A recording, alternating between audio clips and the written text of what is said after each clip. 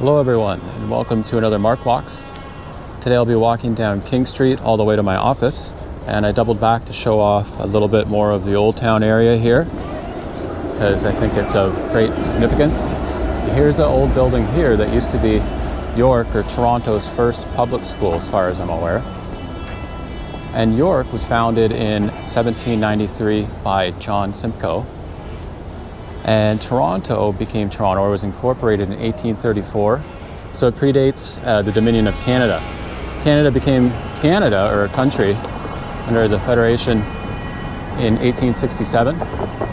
And you'll see we're in Old Town, so a lot more of the older buildings here. This is one of the old, looks like an old bank building actually. I'm not too certain about 172 King East, but we'll continue on. This is a condo here, and it's called King George Square. So George Street, where I just came from, gets its name from King George. I believe it was King George IV. This building here is an old warehousing building. It was one of the buildings that survived the Great Fire. The Great Fire was 1849. And the building did need some reconstruction. It's a Daniel Brook building. It's a Georgian style. And it's quite a nice building. I'm glad that they were able to keep it in the area. And we're here at Jarvis. On the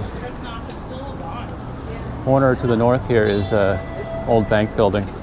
And the area, like I said, had a lot of old bank buildings. It was kind of the financial center for York.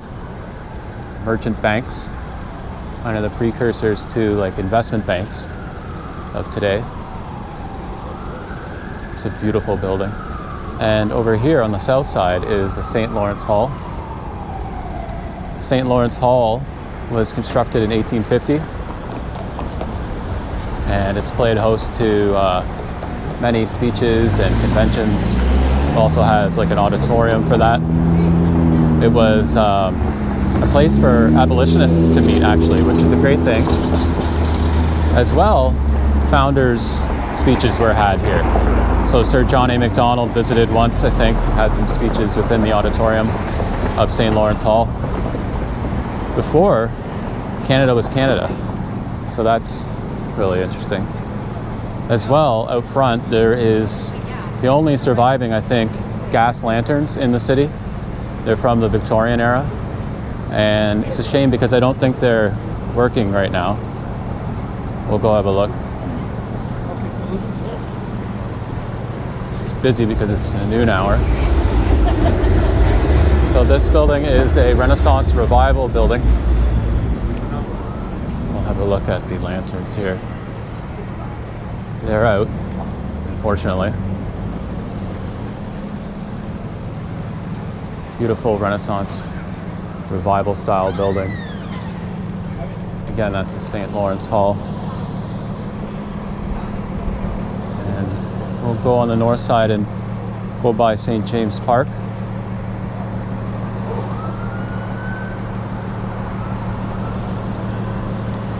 And get a shot looking back onto the St. Lawrence Hall here. You can see this was Canadian Bank of Commerce building.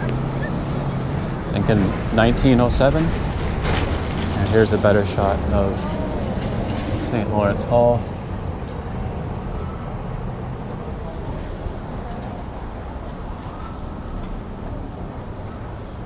Let's keep going. Here we are here. Let's go through, because this park is such a great park for the neighborhood. It's a larger park, and it's a Victorian style park. You can see it sort of has gardens reminiscent of Victorian era, and a small fountain here. Actually, that's turned off right now. Pavilion over here, and just beautiful walkways around the park. Even a grassy area over there, a grassy knoll.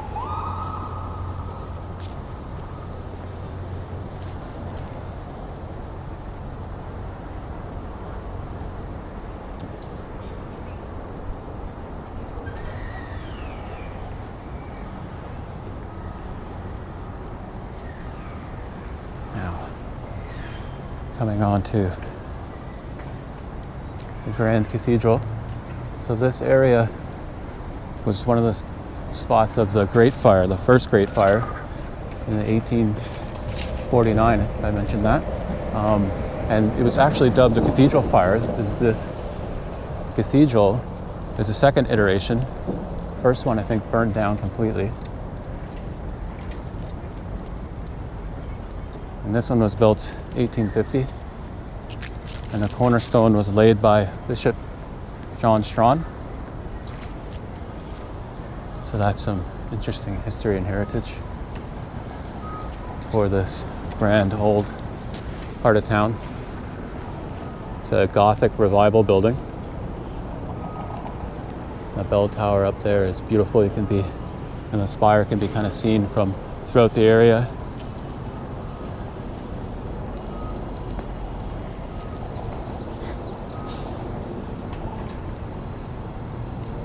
Come across buildings and condos along the way, residential buildings. This is 60 Colburn. There's a few listings in there, going from 500 and up. This is the older condo here.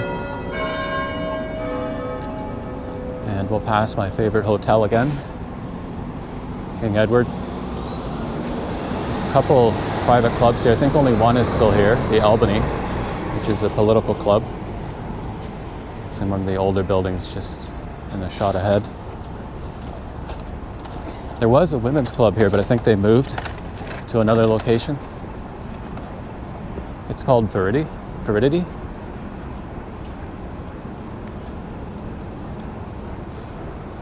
And since we're going to be walking through to the financial district, I think we'll talk some markets and macro. The Greater Toronto area for September saw house prices slide down 4.7%.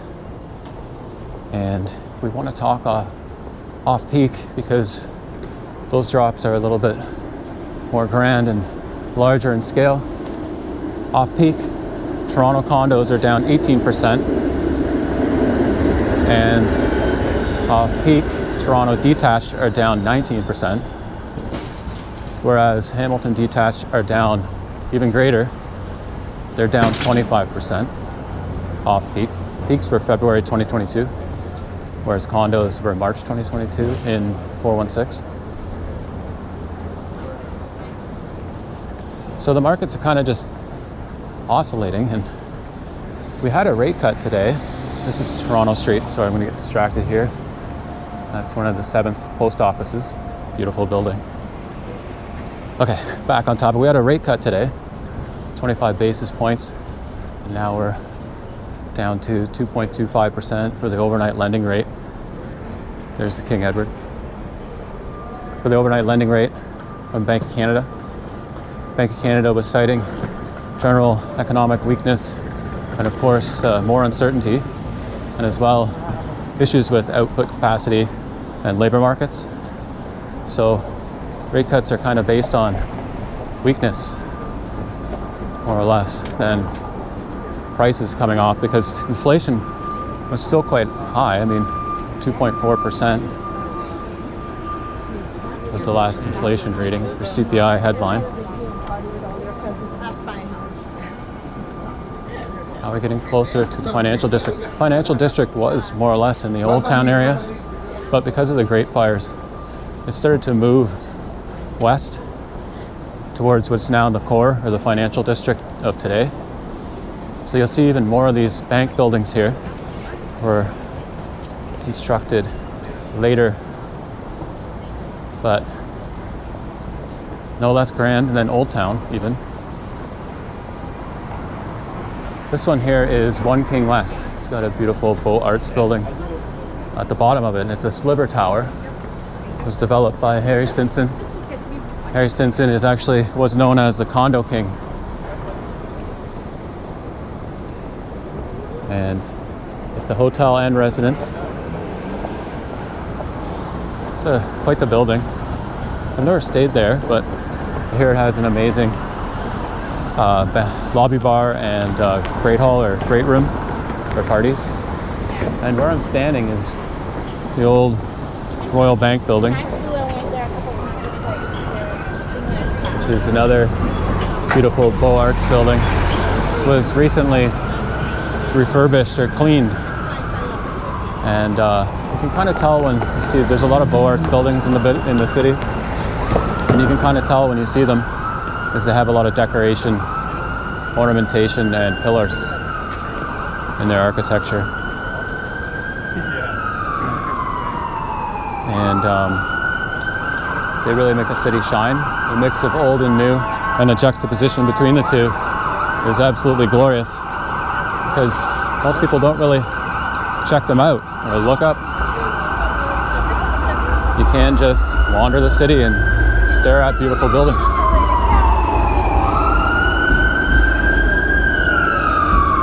So, coming up on Commerce Court.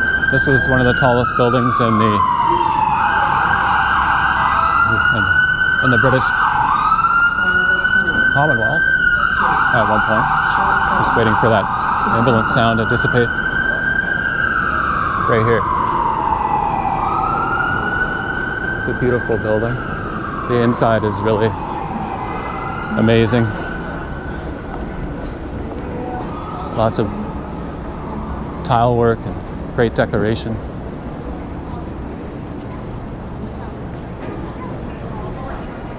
It's truly beautiful. You can see the lion's heads on the outside there. And there are gargoyles at the top, and actually, I think, giant head-like sculptures.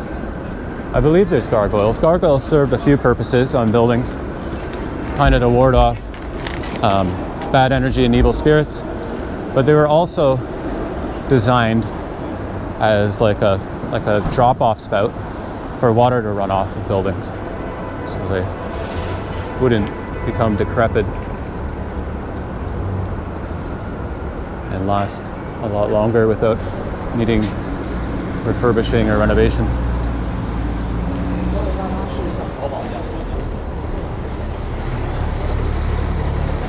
Let's keep going. We're coming to the nexus of the financial district, or the heart, the cross, or the four corner. You can see the Toronto Stock Exchange, which is now just a facade. The Toronto Stock Exchange stopped trading on the floor around 1997. So the stock specialists and stock operators have become more, desk traders and such. It's a beautiful facade. It's kind of buried in the TD Center there. And TSX, or the Toronto Stock Exchange, is now run by TMX Group. TMX Group runs TSX and the Clearing Deposit Services, or the CDS, as well as the TSXV. And we also have the CSE, Canadian Securities Exchange, but that's a separate arm. And that's kind of like for emerging firms. This is the nexus here, or the cross. So this area here was dubbed Mint, and it was dubbed Mint because this is Montreal, or Bank of Montreal. This is CIBC, or Imperial, so I. And behind me is Nova Scotia, so N. And then across is TD, or Toronto Dominion, so the T, Mint. It was also known as Mint because it was kind of the area where money is minted. It's loaned out and money becomes available in the system, or liquidity. So that's another reason why it's kind of called Mint.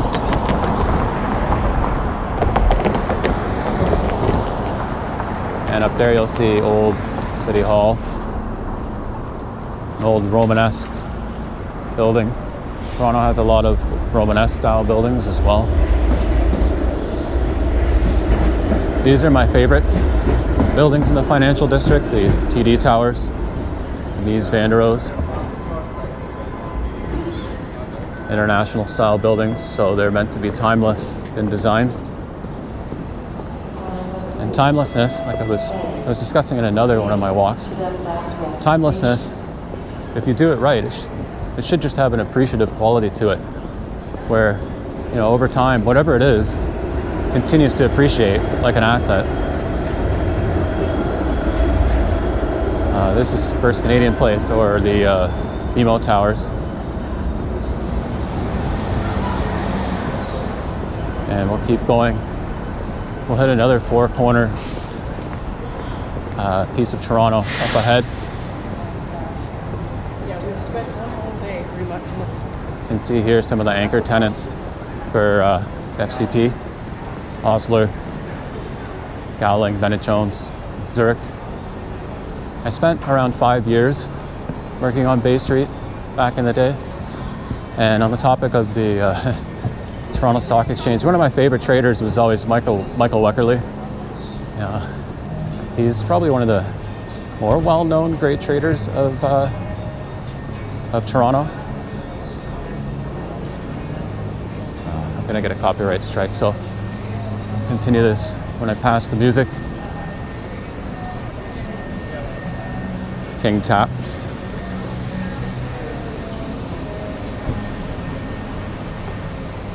And just in case the piece of video gets cut out for copyright, on the topic of Michael Weckerly again. So he's probably one of the greater known traders on Bay Street, whereas in the US they have a lot more. And like I said, I like Weckerly.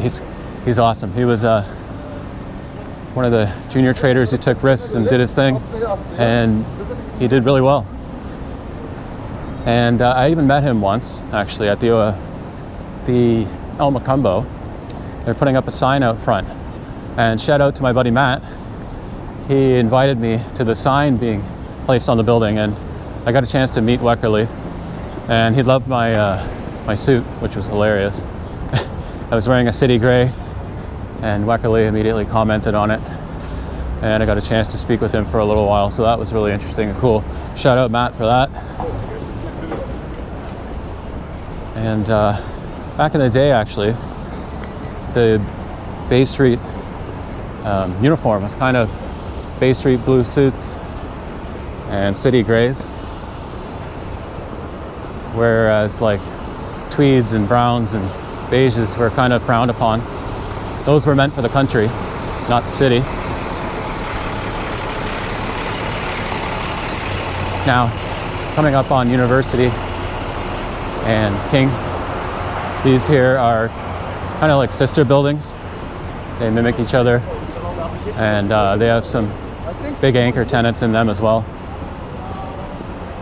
My friend actually was the chief information officer at 200 King, and he had a corner office right here. So I used to just go visit him and sit around in the office and talk shop and go to lunch with him back in the day. That was always fun. I don't think his employees liked it, but whatever.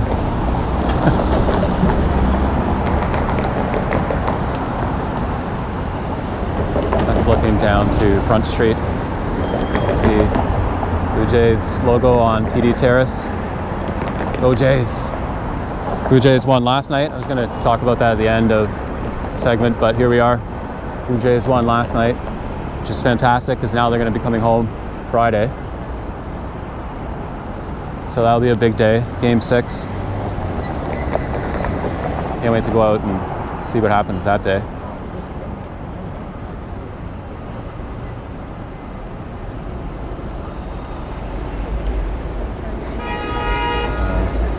Let's get going. Here we go. Okay. So again, this is one of the sister buildings here. Again, huge anchor tenants in this building.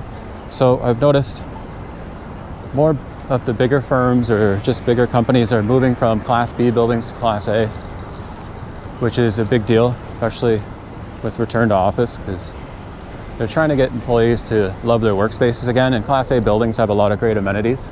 They're newer, so that's kind of the difference between the classes. Class A is newer, more modernized, more amenities. But not to knock Class B, because you saw some buildings back there, like the Royal Bank building, which is absolutely stunning. I think I'd probably prefer to work in a Class B, but I wish you could get the best of both worlds if you're in the corporate world. Here's St. Andrew's Church, which is a beautiful grand church. And there's a great shot of the CN Tower and Roy Thompson. This corner is the Elephant and Castle, which is a great pub. And this is another one of Toronto's four corners here. So back in the day, this was a government building. And by what I mean by four corners is kind of like the four corners of society. It was legislation here.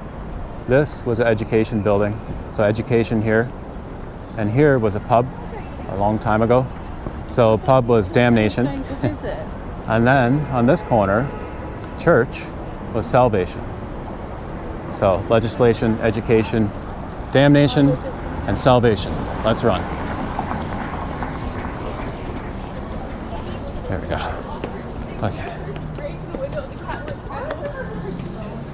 I remember my dad telling me that story. I also remember him kind of telling me about Bay Street uniform, which is just probably more story, but it's a good one anyway. And I do think that they would probably, I'm not sure if they sent you home back in the day for wearing a brown suit, but they probably wouldn't like it too much. You don't really see tweed and brown suits down here anyway. It's too heavy to wear in an office.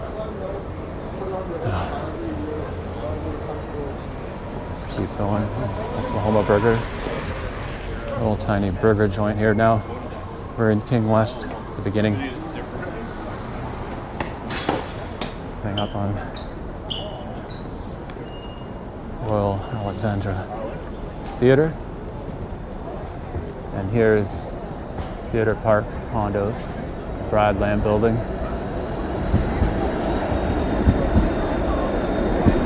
And David Pico Square. Yes, the Royal Alexandra. And oh, Canada's Walk of Fame is down here as well. Let's see who we see. Oh, Neil Young, Donald Sutherland, Margaret Atwood. She's a great Torontonian. Amazing novelist or writer.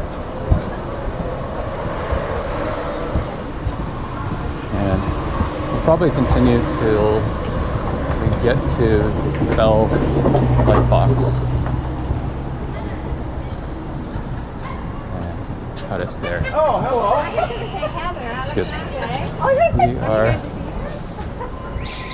about 10 minutes from my office still, but that's fine. And here's a advert or where the West Tower for Forma will be. Forma is the Frank Gehry building. And you can see there's actually some cladding going up here, which is really interesting to see. Kind of looks deconstructive as well in style. It's going to be a grand modernist condo building. Units in there are quite expensive. It's a luxury building. Some of them were trading almost near $2,000 a foot at pre-construction. So it'll be a while before they become resale. So it'll be interesting to see if they hold value.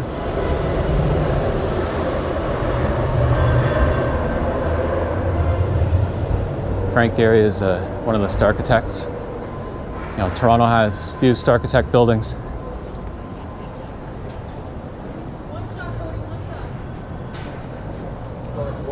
Still walking down the Walk of Fame. And here's the Princess of Wales Theatre. Been in there many times for shows and even for TIFF. In the corner here is an older building. Let's see, it looks like it has a mansard style roof and hosts a restaurant called Aroma, which is a really great fine Indian restaurant in the city. And here we are on Lightbox.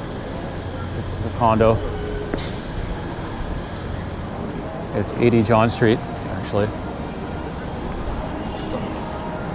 And it's a great condo. It's an older condo, but the units are really nice. I mean, the layouts aren't bad.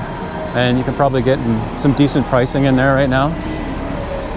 And it's kind of in another, you know, heart of the city here at King West and John. and the TIFF light box. This is where a lot of TIFF movies are played and events are happening. This here has become kind of like a cluster of condos in the city. Used to be older buildings and older restaurants. It's now being modernized for newer condos. As you can see, we have a Nobu now. Those sold quite high. And it has a Nobu restaurant in the bottom. And it's a luxury building, like I said. Units in there are quite high, but they're on the resale now and coming up for lease. So if you want to live at Nobu, there you go. Prices are a little higher. Expect to pay a little more than 500, 600. And for leasing, probably 2,500 and up. I keep saying the same kind of numbers, but you know, that's kind of where the city starts now. You can even get some like in the 300, 400 range studio or junior one beds spread around the city. So, you know, there's that too, but probably not necessarily down here. Maybe the odd one, like an outlier sale.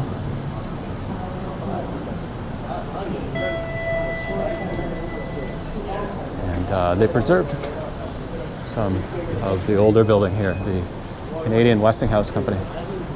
Some more Toronto facadism. And there's a hotel called the Sutton Place.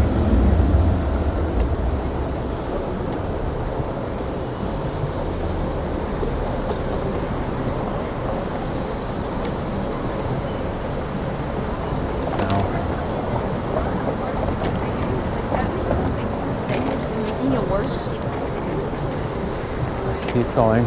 Probably end the tour soon.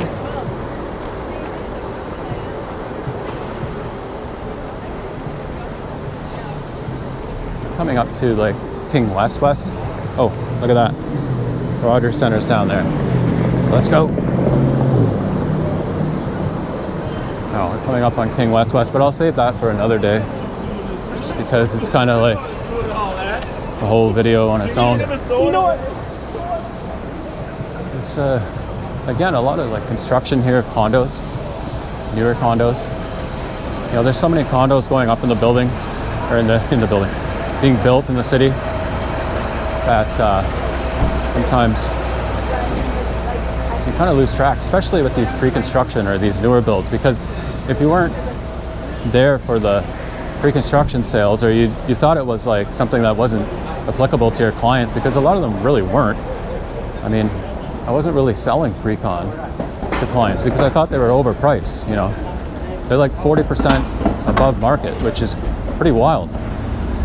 So I would sway my clients to go for resale units and get their unit right away too, because who knows what's gonna happen in 5 years. And I kind of started doing that in 2018, and I didn't stop. I mean, I did post some of the buildings, but I never really went hard with my clients, except for maybe like the great pre-construction buildings like King or Gary, because I felt those would be just important to the city and overall on the long term a good buy. Our team did a bunch of units in King a long time ago.